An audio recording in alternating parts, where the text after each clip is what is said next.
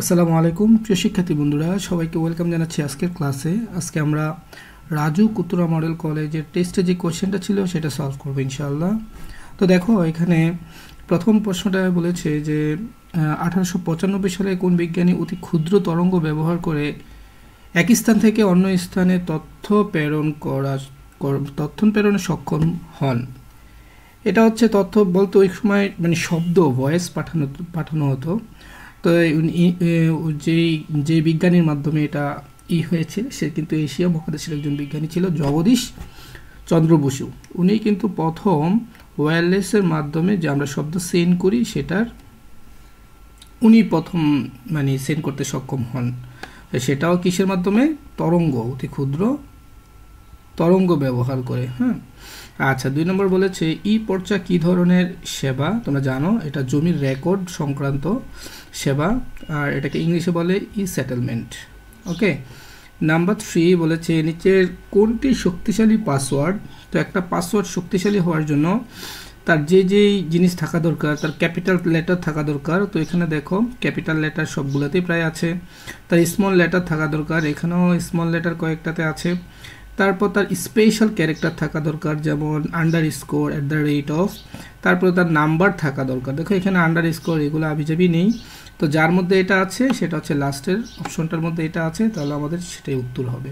ওকে, দেখো নাম্বার 3তে বলেছে, okay fine, হ্যাঁ নাম্বার 3 শেষ। নাম্বার 4-এ বলেছে কম্পিউটারে তারিখ ও সময় ঠিক না থাকলে কি করতে হয়? দেখো কম্পিউটারে যদি কোনো কারণে দেখো তোমার কম্পিউটার অন করার পরই এটা 12টা বেজে গেছে, তাহলে বুঝবা যে এটার ব্যাটারিরও 12টা বেজে গেছে। তার মানে এটার ব্যাটারিটা চেঞ্জ করতে হবে।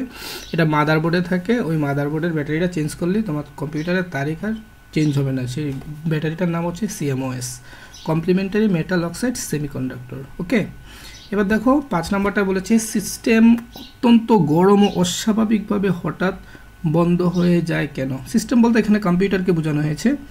অস্বাভাবিক গরম ও বন্ধ হয়ে যাওয়ার মূল কারণ হচ্ছে হিট সিঙ্কে প্রচুর ধুলোবালি জমলি মূলত তোমাদের কম্পিউটারটা কি হয়ে যায়? বন্ধ হয়ে যায়। হ্যাঁ, অত্যন্ত গরম হয়, গরম হওয়ার পরে এটা আস্তে করে বন্ধ হয়ে যায়। হিট সিঙ্কে প্রচুর ধুলাবালি জমতে দেওয়া যাবে না, এটা মাঝে মাঝে পরিষ্কার করতে হবে। ওকে, এবার দেখো পরের প্রশ্ন আমরা চলে যাই। ব্লগ পোস্ট কী ধরনের কন্টেন্ট? দেখো ব্লগ পোস্ট মানে ব্লগিং করা। তো ব্লগিং যে করে সে অবশ্যই যে কন্টেন্টটা ইউজ করে সেটা হচ্ছে অবশ্যই টেক্সট, মানে লেখালেখি করে, রাইট? Okay fine. তারপর প্রশ্নটা দেখো চোকস ইবুক তো তোমরা বুঝো, যেগুলো আছে আমরা ইলেকট্রনিক বুকস বলি। লিখিত কন্টেন্ট ছাড়াও থাকে ইবুকসের ভিতরে অডিও থাকে, রাইট, ভিডিও থাকে, ঠিক আছে, অ্যানিমেশনও থাকে, ঠিক আছে। তো আমরা এখানে উত্তরে তিনোটাকেই নিব। এবার দেখো 8 নম্বর প্রশ্নে বলেছে ওয়ার্ড প্রসেসরে প্রয়োজনীয় ডকুমেন্ট কিভাবে সংরক্ষণ করলে তা বারবার ব্যবহার করা যায়, মানে যেটাকে অনেকটা রিইউজ করা যায়। দেখো পিডিএফে তো করা যায় না, ইমেজে তো যাই না, টেমপ্লেট ফাইল আকারে, হ্যাঁ অবশ্যই এখানে টেমপ্লেট হবে, ঠিক আছে। টেমপ্লেটে রেখে দিলে আমরা বারবার রিইউজ করতে পারবো যে কোনো ওয়ার্ডের ফাইলকে। ডকুমেন্টের পৃষ্ঠা নম্বর দেওয়ার জন্য রিবনের ইনসার্ট ট্যাবের কোন গ্রুপে ক্লিক করতে হবে? দেখো যদি আমরা কোনো একটা ওয়ার্ড ফাইলে যাই তাহলে এখানে দেখি যে এখানে যদি আমরা ইনসার্টে যাই, ইনসার্টে গিয়ে এই দেখো হেডার, তো এই যে এখান থেকে বিভিন্ন নাম্বারিং করা যায়, ঠিক আছে, অটোমেটিক তোমার নাম্বার তৈরি হয়ে যাবে। তার মানে আমরা কি বুঝলাম? এখানে ডকুমেন্টের পৃষ্ঠা নম্বর দেওয়ার জন্য রিবনের ইনসার্ট ট্যাবের আমাদের ইনসার্টের যেতে হবে হেডারে। কোথায় যেতে হবে? হেডারে, রাইট, ফাইন। এবার দেখো নাম্বার 9 বলেছে কি, হ্যাঁ নাম্বার 9 আমাদের শেষ করেছি। নাম্বার 10 নম্বর প্রশ্ন বলেছে ওয়ার্ড প্রসেসরের ডকুমেন্ট সম্পাদনায় যে সুবিধা পাওয়া যায়। মনে করো তুমি ওয়ার্ডে একটা কিছু লেখলা, তো লেখা ভুল হইতে পারে, তখন এটাকে বানান সংশোধন করা যায়, লেখা মুছে ফেলা যায়। হ্যাঁ, ডিলিট প্রয়োজন হলে লেখা মুছে আমরা ডিলিট করে আবার নতুন করে লিখতেও পারি। লেখা সংরক্ষণ করা যায়, হ্যাঁ আমরা ইচ্ছা করলে ডকুমেন্টে কোনো লেখাকে সংরক্ষণ বা সেভ করেও রাখতে পারি, রাইট। এবার দেখো 11 নম্বরে বলেছে G3 ও G4 লেখাগুলোর ডেটাসমূহ গুণ করার ফর্মুলা। মনে রাখবা গুণ করার এক্সেলে 2টা ফরম্যাট আছে, একটা হচ্ছে ডাইরেক্ট স্টার দিয়ে গুণ করতে হয়, এটা ঠিক আছে, সামনে ইকুয়াল আছে যেহেতু, আর এটা হচ্ছে প্রোডাক্ট, এটা দিয়েও গুণ করা যায়। তাহলে প্রোডাক্ট এই 2টা ভাবে আমরা গুণ করতে পারি। তাহলে এই দুইটা কোথায় আছে? এই দুইটা 1 and 3, রাইট? এখানে 1 and 3 উত্তর আছে। ফাইন। তারপর দেখো আমরা এটা স্ট্যাম্প দিয়েছি এখানে, এখানে বলেছে ছক দিতে, এটা হচ্ছে এক্সেল শিট দিয়ে দেওয়া আছে। এখানে দেখো একটা এক্সেল শিটের DEFG এই চারটা হচ্ছে কলাম, রাইট? 1 2 3 এই তিনটা হচ্ছে রো। ওকে, তো এই কলাম আর রো এর সাথে সম্পর্ক করি মূলত এক্সেল শিটের যত রকমের কাজবাজ হয়। এখন দেখো E3 তুমি কীভাবে খুঁজে পাবা? তা আগে এর মধ্যে যাবা, হ্যাঁ এর মধ্যে যাবা, আর রো এর 3-তে যাবা। তার মানে এই যে এই ঘরটার কথা বলেছে, E3 বলতে এই ঘরটার কথা বলেছে। বলছে E3-র মান 10,000। দেখো E3-র মান যদি 10,000 হয়, তার মানে এখানে 15,000 আছে, এটাকে আমরা এখন 10,000 ধরলে, ফলে মিস্টার ওয়াই, এ হচ্ছে মিস্টার ওয়াই এর অ্যালাউন্স কত হবে? তো এখানে তো অ্যালাউন্স দেওয়া আছে কত? 15, রাইট? তো এই 15 আমাদের 10,000-এর অ্যালাউন্স করতে গেলে কত আসে আমরা একটু দেখি।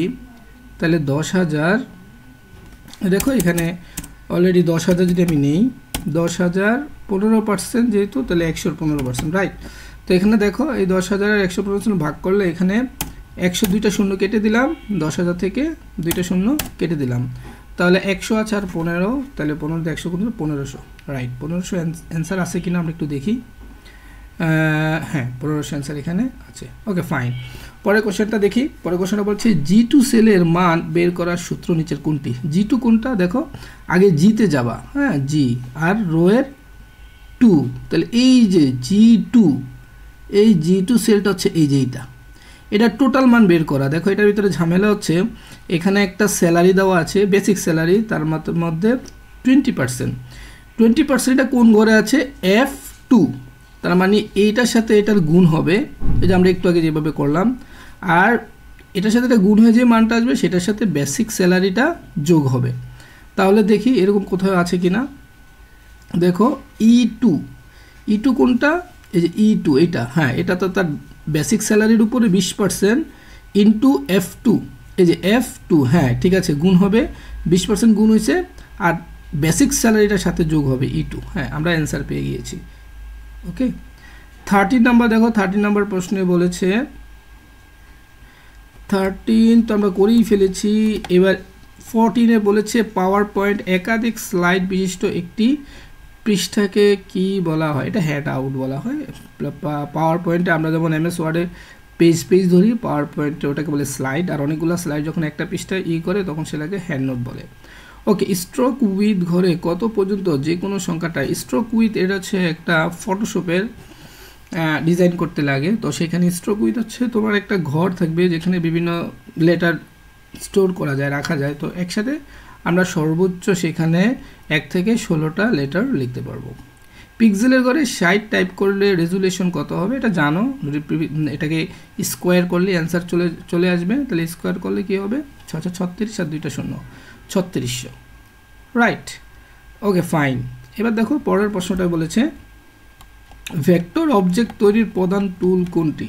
মানে ভেক্টর অবজেক্ট হচ্ছে মানে যেটা মানে ভেক্টর জিনিসটা কি, যেটার দুইটা মানে থাকবে, দুইটা মানে দৈর্ঘ্য প্রস্থ এরকম দুইটার দিকেই সে ড্রয়িং করে, মানে কোনো একটা শেপ তৈরি করে, এই ভেক্টরের মাধ্যমে করা যায়। আর শেপ তৈরি করতে আমরা যে টুল ব্যবহার করি সেটাকে পেন টুল বলে। ওকে, টাইপ টুল দিয়ে যা করা হয় তা হলো, দেখো টাইপ টুল দিয়ে যা করা হয় টেক্সট লেয়ার তৈরি করা হয়, এটা আরেকটা টুল মানে পাওয়ার তোমার ফটোশপে, তো সেখানে টেক্সট লেয়ার তৈরি করা যায়, স্বচ্ছ লেয়ার তৈরি করা যায়, ফাইলে লেখা যুক্ত করা যায় না, শুধু যেহেতু টাইপ টুল সে টাইপ করতে পারবে আর হচ্ছে স্বচ্ছ লেয়ার তৈরি করতে পারবে। তাহলে এটার উত্তর 1 আর 2, দেয়ার ইজ 1 আর 2। আচ্ছা, এবার দেখো পরের প্রশ্নটা আমরা চলে যাই। আমাদের 18টা প্রশ্ন অলরেডি হয়ে গিয়েছে। এবার 19 নম্বর প্রশ্নে বলেছে বর্গাকার বা আয়তাকার বা অন্য যে কোনো প্রকার বদ্ধ পাথের ভিতরে টাইপ করা, মানে কোনো একটা এরিয়ার মধ্যে যদি আমরা টাইপ করি সেটাকে বলে এরিয়া টেক্সট। আচ্ছা, তারপর এখানে বলেছে নিচের উদ্দীপকটি পড়ব। আচ্ছা, আনিকার কম্পিউটার মনিটরে কিছু দেখা যাচ্ছে না এবং বিপ সাউন্ড শুনতে পাচ্ছে, তার মানে কোনো মনিটরে যদি কোনো কারণে মনিটর ডিসপ্লে না আসে তাহলে বুঝবে এটা র্যামের সমস্যা, সহজ কথা। অন্যদিকে তার ভাই অনিকের ল্যাপটপে খুব ধীরগতি সম্পূর্ণ হয়ে গেছে কোনো প্রোগ্রাম লোড হতে প্রয়োজনের চেয়ে বেশি সময় লাগে, তার মানে তাকে ভাইরাসে অ্যাটাক করছে। ওকে, এবার বলেছে অনেকের কম্পিউটারে কোন ডিভাইসের সমস্যা হচ্ছে। হ্যাঁ, আমরা বুঝেছি র্যামের সমস্যা হচ্ছে। র্যামটা খুলে ইরেজার দিয়ে পরিষ্কার করে স্লটে বসালেই কিন্তু ইয়াটা চলে আসবে। ওকে, এবার বলেছে অনেকের ল্যাপটপের সমস্যা সমাধানের জন্য কি ব্যবহার করা প্রয়োজন করা যেতে পারে। Disk clean up. Disk clean up হচ্ছে অনেকটা আমরা কি বলবো রিসাইকেল বিনের মতো, বা কোনো একটা সিস্টেমের মধ্যে যদি অতিরিক্ত গার্বেজ টাইপের কিছু ফাইল আসে, তারপর তোমার কোনো ভাইরাসের ফাইল আসে, এগুলো ডিলিট করে ফেললে এটাকে বলা হয় disk clean up. Disk format.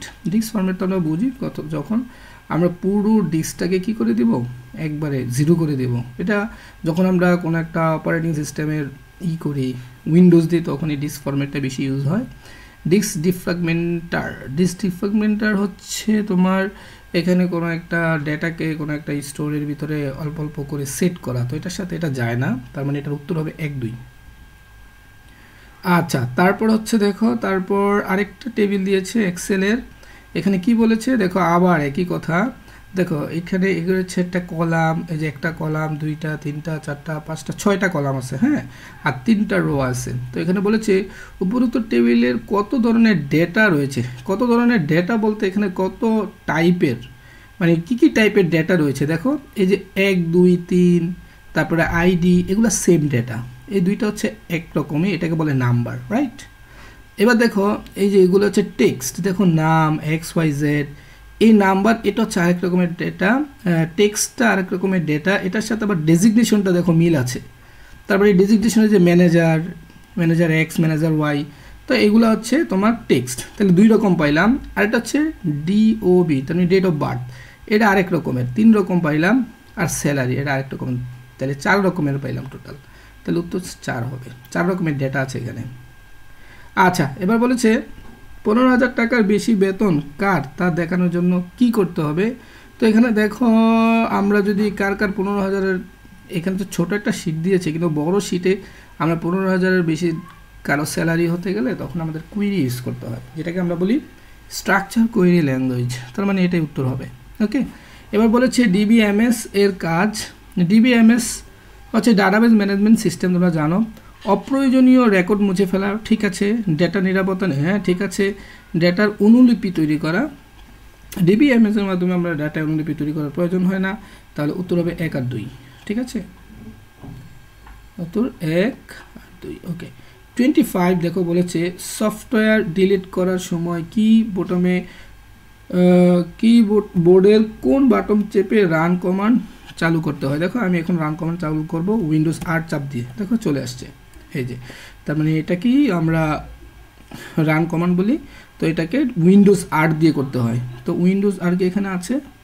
হ্যাঁ, উইন্ডোজ R, এটাই হচ্ছে আমাদের উত্তর। তো আজকে আমার টিউটোরিয়ালটি এখানেই শেষ হবে। সবাইকে অসংখ্য ধন্যবাদ। সবাই ভালো থাকবেন। আসসালামু আলাইকুম।